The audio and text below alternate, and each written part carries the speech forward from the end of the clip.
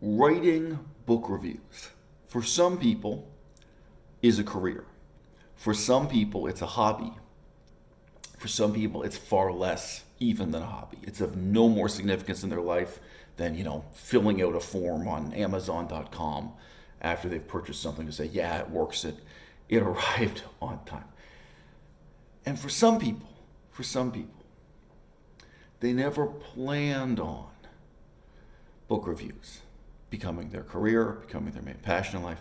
But when they get to 70 years old or 80 years old, they look back on their life in retrospect, and only then do they realize that reviewing books became the most meaningful thing in their life. It's become their intellectual legacy. It's become their most meaningful accomplishment. In some sense, it became their career, even if they never intended it to. This question gets asked again and again. Is YouTube a career, or is it just a hobby? Can it be a career? Should it be a career? All these things bundled into one. And I understand why the question means so much to people. And I understand why some people are dogmatic and passionate and insistent in saying, no, YouTube is only a hobby. It's not a career. It's never going to be a career. So quit your daydreaming. Look, I used to be in college to study baking, how to bake bread. For some people, baking is a career. For some people, it's a hobby. And for some people, it's just a factory job they put up with. It's something they tolerate when there's really some other job they want to do or they're moving on to. I could imagine some guy might be working at a bakery just to save up the money to pay for tuition so he can study something else. That was the opposite, right? I already had a university degree. I had a bachelor's degree at least.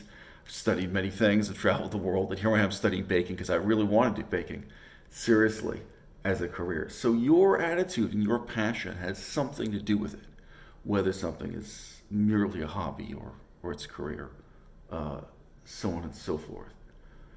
I've never been in the military. At several different points in my life, I applied to join the military. So I've thought very seriously about joining the military. I volunteered to fight in several different wars. Never worked out. There are some guys in the military who are career soldiers. They take this seriously as their career. You can say, oh, this guy is a career soldier. And there could be another guy sitting right next to him doing the same job, following the same orders day in, day out, and he is not a career soldier.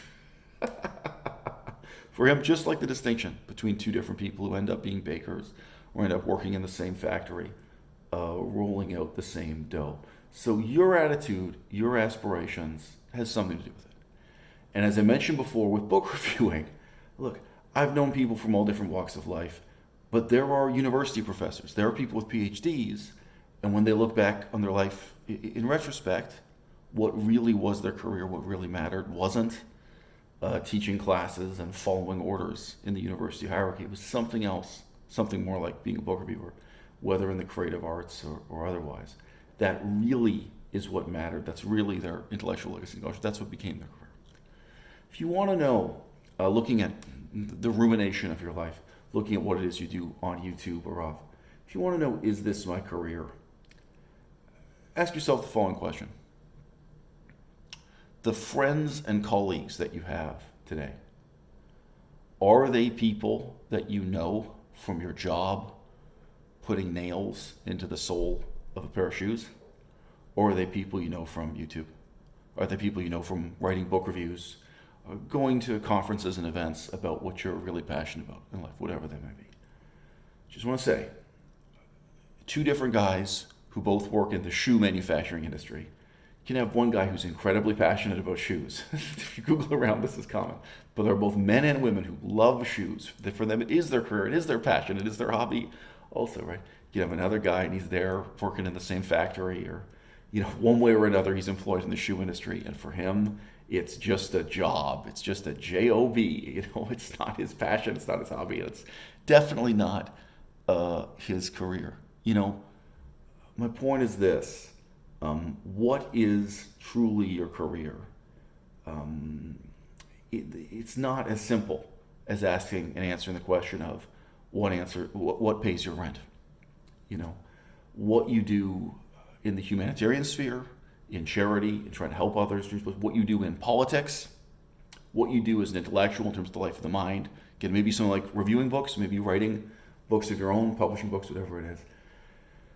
What it is that is your career, what it is that's really going to matter when you're 80 years old, looking back on what you accomplished in your life, what you aspired to accomplish, maybe what you failed to accomplish also. You certainly get a hint if you stop now and take a serious look at who are my friends, who are my colleagues, who are the people I talk to who really matter to me. And did I meet them at the factory? Did I meet them in college? Did I meet them studying this? Did I meet them doing humanitarian work, doing charity work of some kind? Did I meet them through politics? Or, for many of us, live enough, are they friends and colleagues that you met in the first place here on YouTube?